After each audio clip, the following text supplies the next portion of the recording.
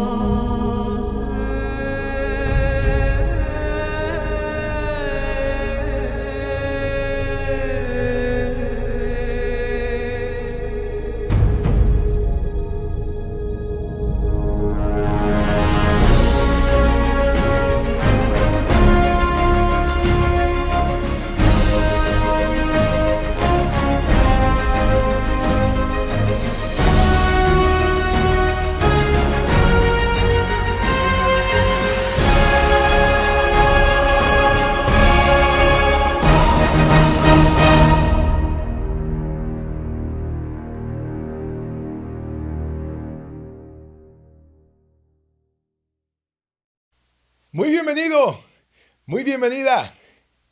Durante la última cena sucedió algo muy interesante.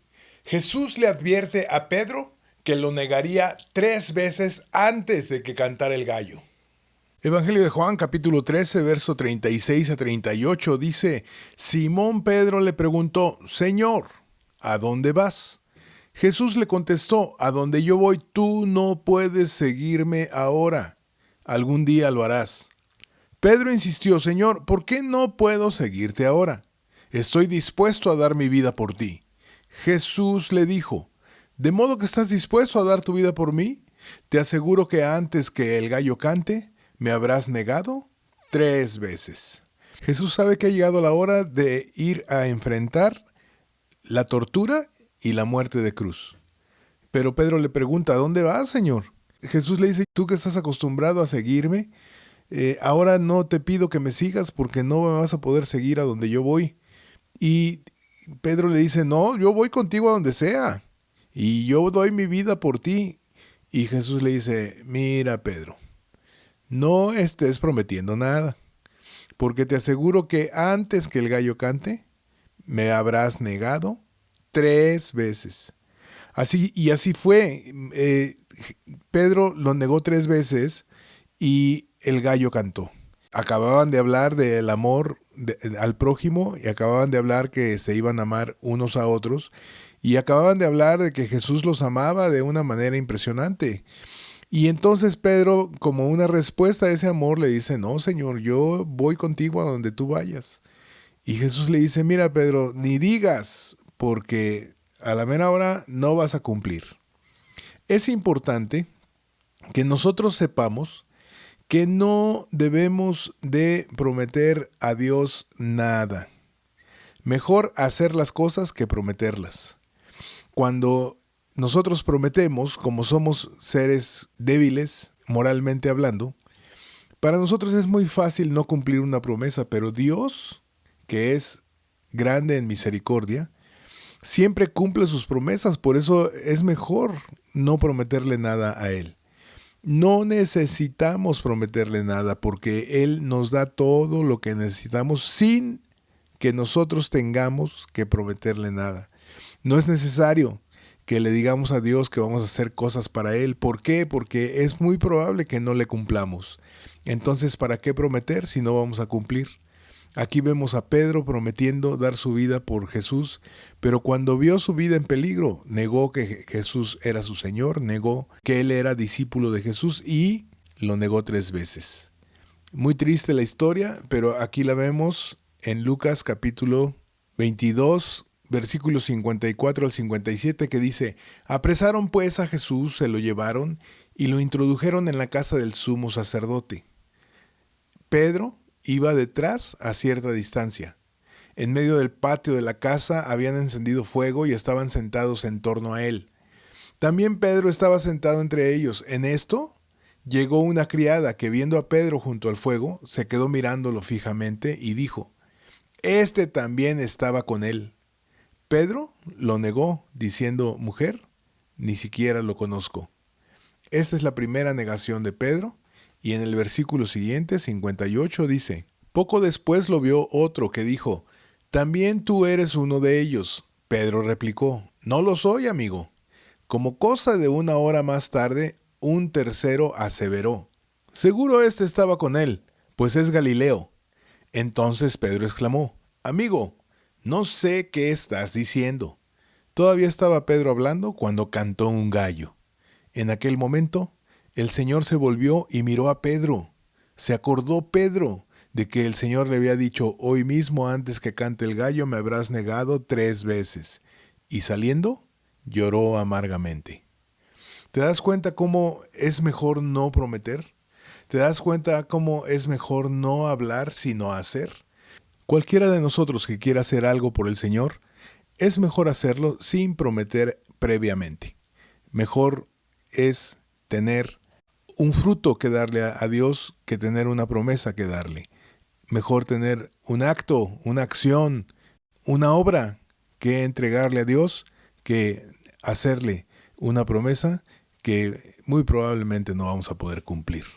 Las mismas 3 veces que Pedro negó a Jesús son las mismas 3 veces que Jesús le preguntó a Pedro si lo amaba.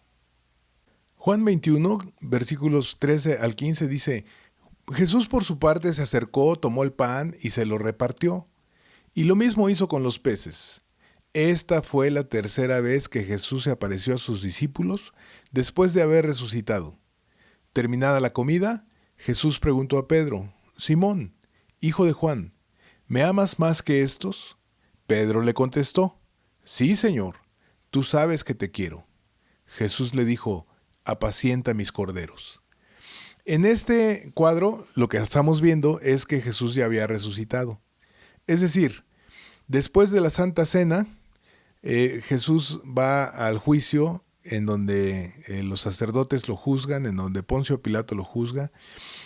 Pedro lo niega 3 veces, canta el gallo y después ya sabemos lo que sucedió.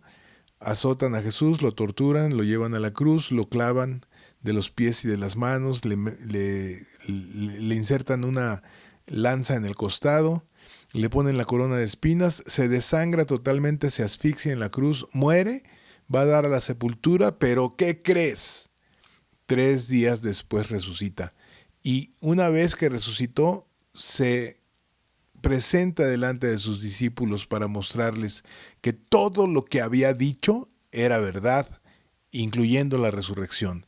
Y la muestra más grande de que lo que Jesús dijo era verdad es la resurrección, porque nadie puede resucitar de los muertos, sino solamente Jesús. Así que Jesús demostró que era Dios cuando Él resucitó. Y aquí, una vez resucitado, dice que la tercera vez que se apareció a sus discípulos fue para cenar con ellos. ¿Te das cuenta cómo la cena es muy importante para Jesús? Entonces viene a cenar con ellos a la playa en donde estaban pescando Pedro y algunos discípulos. Y dice que tomó el pan y lo repartió. Tomó los peces y los repartió. Y terminada la comida le dijo a Pedro: Pedro, ¿me amas más que todos estos? Y Pedro le contestó: tú sabes que te quiero. Fíjate la diferencia de la pregunta de Jesús y la respuesta de Pedro. Jesús le preguntaba si lo amaba y Pedro le contestó que lo quería. No es lo mismo amar que querer. Y entonces Jesús le dice: apacienta mis corderos. ¿Por qué le dice apacienta mis corderos? Porque cuando Jesús muere, Pedro regresa a la playa a pescar. Ese era su negocio y era lícito que él volviera a pescar, pero Jesús le había enseñado a ser pescador de hombres. Jesús le había enseñado a evangelizar. Para Jesús, Pedro era muy importante porque le había entregado las llaves del reino. Y también era muy importante porque sabía que Pedro iba a ser el líder de la iglesia.